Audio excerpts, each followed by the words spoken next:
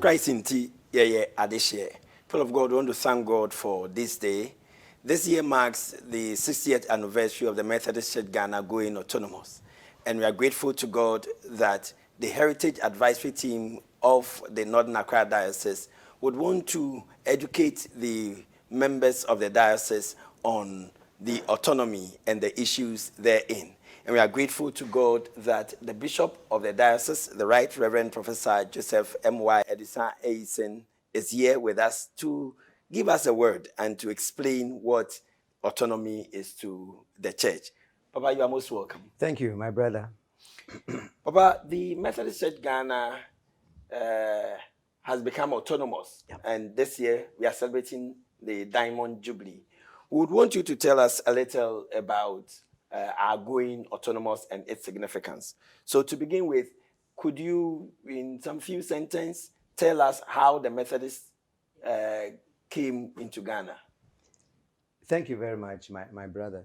The Methodist Church came into being 1st January 1835 when a request had been placed with the Home Committee through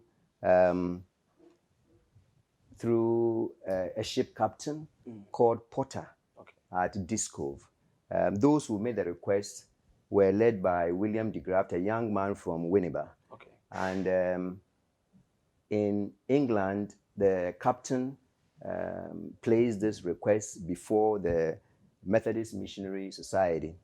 And 1st January, when he came back to Ghana, not only Bibles did he bring, but the Missionary Society thought that there should be somebody also to help them, to help educate the people. Okay. That was why Joseph Rose Danwell, a young man of 27 years, came along with the Bibles to establish the church.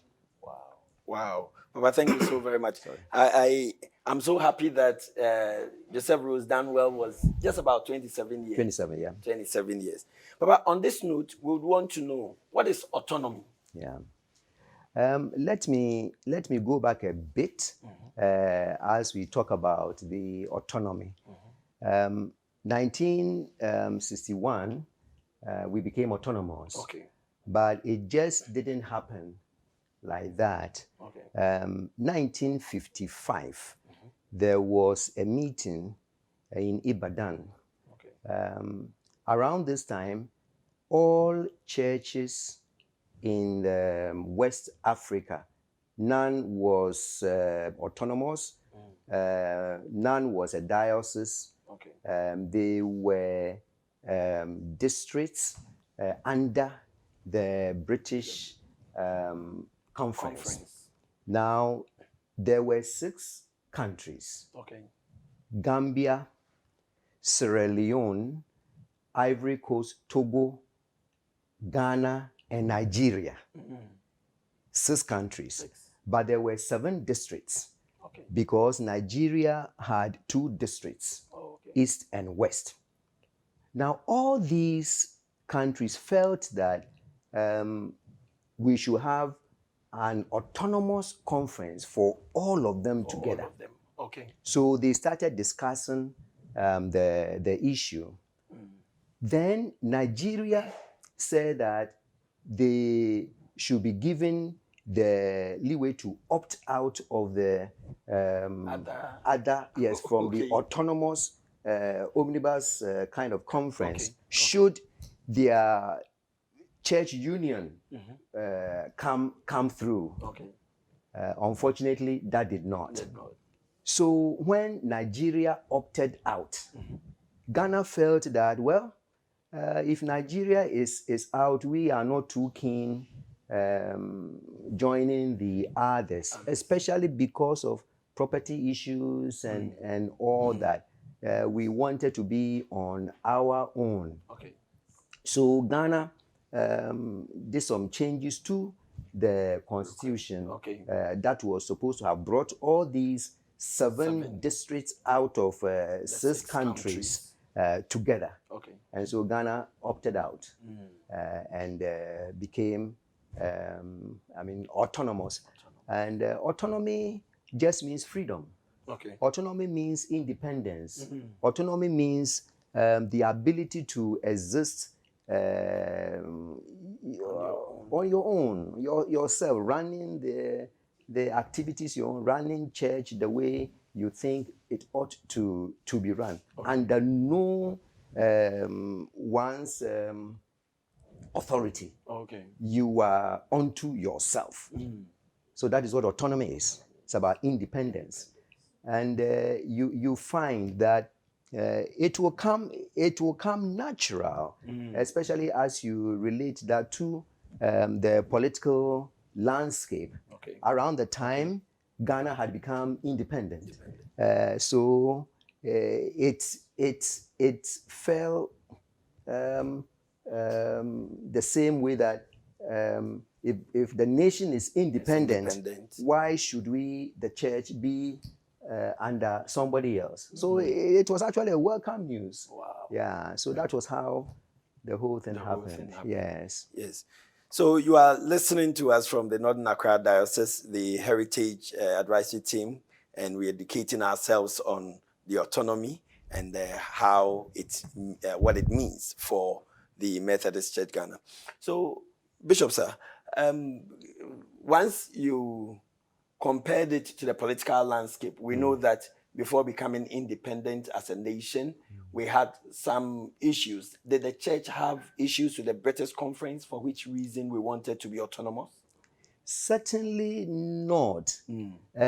But let's go back one step to 1840 and say that there was a secretary of the CMS, Church Mission Society, which is the Anglican Church. The secretary was called Henry Venn, and he proposed that churches must be autonomous. Kind of. And that autonomy meant three things. Okay. It meant self-governing, self-supporting, and self-propagating. Okay. So you govern yourself, you support yourself financially, and then you propagate the word also yourself. It was time for the African countries to be autonomous from the parent, especially because the nation had gone independent. They felt they were mature enough to run their own affairs. Taking it even backwards, where the nation, right from 1947, 48, 49, was trying, as far as the Methodist Church was concerned, even brought on Reverend Gadiel Accra as the first chairman. That was the beginning of the Africanization of the Methodist Church, indicating to the others that we are able to govern ourselves. No longer do we want to be under anybody's rule. No, we'll do it ourselves. And that was why they came out. Wow. That was very thoughtful. And we thank God for it. Yes. Yeah. Bishop, we want to find out again on becoming autonomous. Has there been any benefits of it? Do we have any good things about being autonomous? Yes, certainly so, my brother. You see, no one can become independent without adequate preparation. That preparation catapults one onto the next level. And thankfully, in our state, Ghana Methodist Church had prepared so well, so adequately, to the extent that we had personnel. The ministers were there, the lay people were there, the money was there to run the affairs of the church. And when these positives are around you, you would want to consolidate, you want to expand. And that was exactly what our people did. So one good thing about it was that what you have is what you are using to develop yourself. Yes, and because you are independent, nobody dictates anything to you. You would want to live your life the way you want to do it. Okay. Therefore, even in worship, you contextualize your worship. Okay. So that nobody will tell you to wear this to church or sing this song or that. Okay. But you contextualize it to help you worship appropriately as Ghanaian. And that was one thing that we have done and did so well with. Wow. Bishop, we are most grateful. And we are learning indeed about the autonomy being the 60th anniversary for the Methodist Church Ghana. Bishop, we would want to find out, into your core autonomy, what have we lost? We haven't lost anything. We haven't lost anything. We have rather gained. Once autonomous, you are saying that you can do it yourself. Of course, that does not mean that you wouldn't need any other help. Okay. For instance, some time back, British Conference was remitting Ghana. Okay. In so many other ways. They were, in addition, helping us with missionaries. Okay. In addition, helping us with technology, how to improve on certain things. That is fine. But we run the thing ourselves. We haven't lost anything because autonomy even brought us an understanding that since we are doing it ourselves, we should do it well. And therefore, way before Osofo Grant even became head of the church, conference had intimated to the British Conference that they should cease remitting us as far as salaries or stipends were concerned. Oh, really? That we will pay our ministers' stipends ourselves. Oh, okay. That tells you how our forebears lived their lives. They didn't live those lives, excuse me to say, as parasites. You see, looking to somebody to do this for you and that. And therefore, when government today is talking about we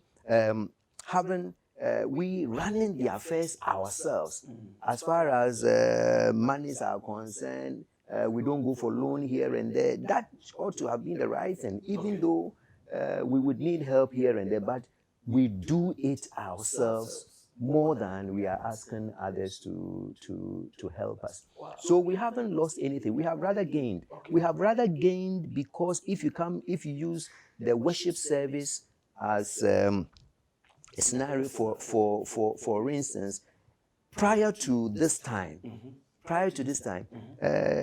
use of drums, use of our own local instruments for worship and others were not permitted, thinking that there was nothing good about the African and what he uses in worship. But once we became autonomous, you realize that no, these are also good for our worship. I believe that heaven will be very nice, where God would not only look for us worshiping with organs, but xylophones, worshiping with our own local instruments and others, local songs and others. That is what makes you autonomous. And I think that we haven't lost. Autonomy has rather helped us to develop these categories so much for our worship. Bishop, we are most grateful for these thoughts. You actually took the wind out of my sail, because I was going to ask you, because in Ghana we say that even when we draw our budget, we go to the British to support us. And you mentioned Henry Venn, self-supporting, self-propagation, and then self-government. And so I wanted to find out whether we've still been receiving remittances from Britain. They have stopped. It has stopped. Oh, okay. We stopped them. No. Yeah, we stopped them early on regarding our stipends. But after that, Britain was still giving us money for developmental projects. Okay. But they have stopped. Oh, okay. They've stopped long ago. Oh, okay. They don't remit us any longer. You see, the positive side is that they have seen that we are more than independent, that we can do it ourselves. Yeah. And if everybody comes on board all church members, asofos and lay and asofos, if we all come on board and do what is expected of us, we have more than enough. Indeed. Have more than enough. Indeed. If everybody gives pays the tithe and pays it well, my brother, let me say this, that I believe strongly that because worship is God's revelation of himself to us through Christ, and our response to that revelation, anytime I worship in church, my response to the revelation is how I dance, what money I give, and whatever I do in church is a response to the revelation.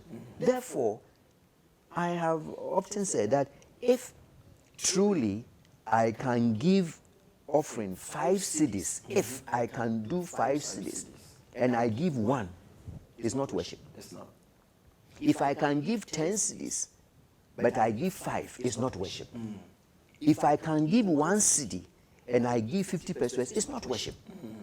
So we should worship our right, where everybody would do this wholeheartedly in response to what God has done for us. Wow. Bishop, we are most grateful. So this is the Heritage Advisory Team of the Northern Accra Diocese, who is trying to educate her members through the Bishop of the Diocese, the Right Reverend Professor Joseph M.Y. Edison Aisen, and he's putting us right. Bishop, we have just 2 questions for you. The last but one question says, Bishop, just recently we heard about the British Methodists having accepted gay marriages in their churches. And whenever when the media raised the issue that, hey, then it means that the Methodist Church Ghana is also going to embrace that kind of practice. We have heard the presiding bishop telling us that we are autonomous. Bishop, what does it mean when the presiding bishop says that we are autonomous and so we are not going to accept LGBT, when our mother church from Britain, where John Wesley is said to have started the movement which we are enjoying here today, has accepted it?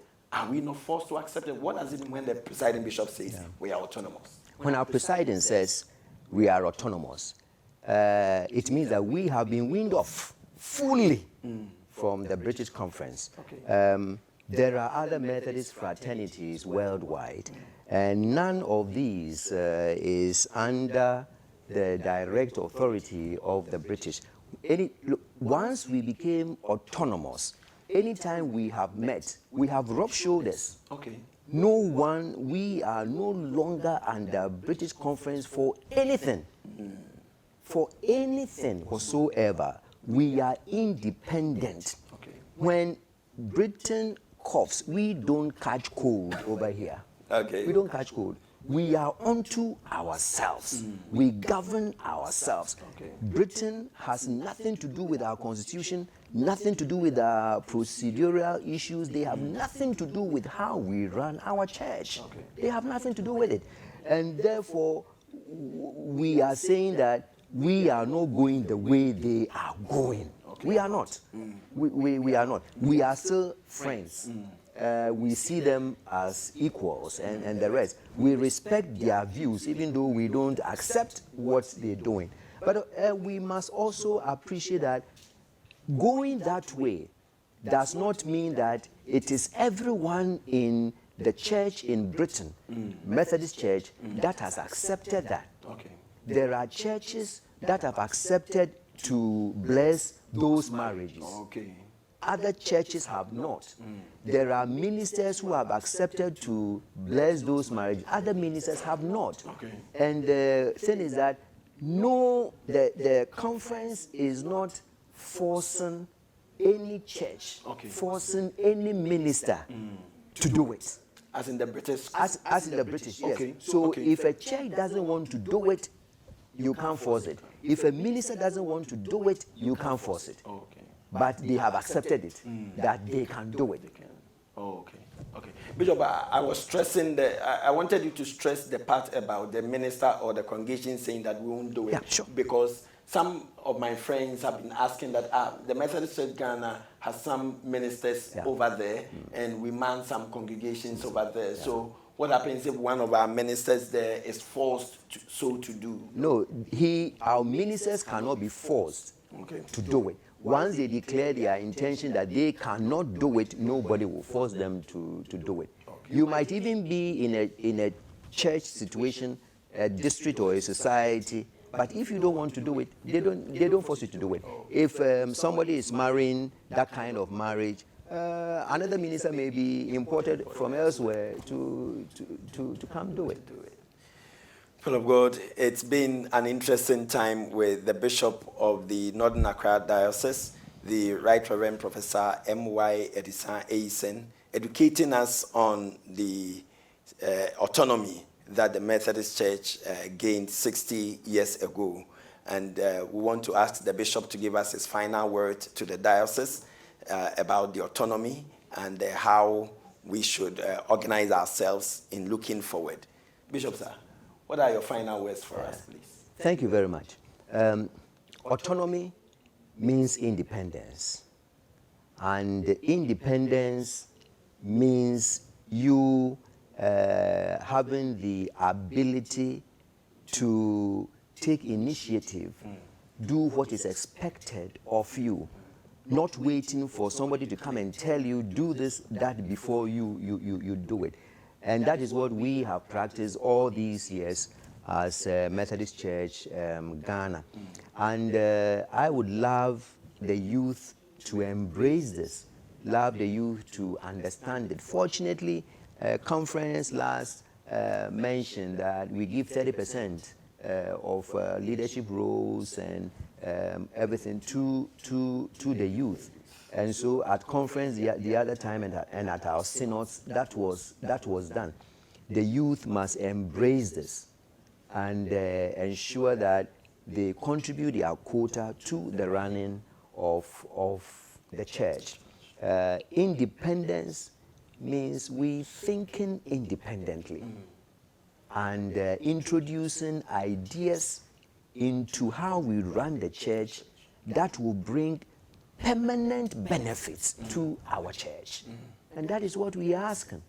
That's what we are asking. Leaders meeting, quarterly meetings, synods and conferences, individuals in our different and various organizations and others must think good and brainstorm, do it so well that the ideas we put on the table will take us to the next level to help the church become what God really wants it to be. People of God, we want to thank God and want to thank the Bishop of the Northern Accra Diocese for these insightful words that have enlightened us and given us the opportunity to go through history and come to the present. We are most grateful to God and we thank God for the Methodist Church Ghana. This has been the Heritage Advisory Team of the Northern Accra Diocese. We thank God for this, and like the Bishop said, we should all be thankful and know that autonomy means thinking independently. Let's think independently and let's see to the growth of the church. Thank you, and we'll come your way some other time. God bless you all.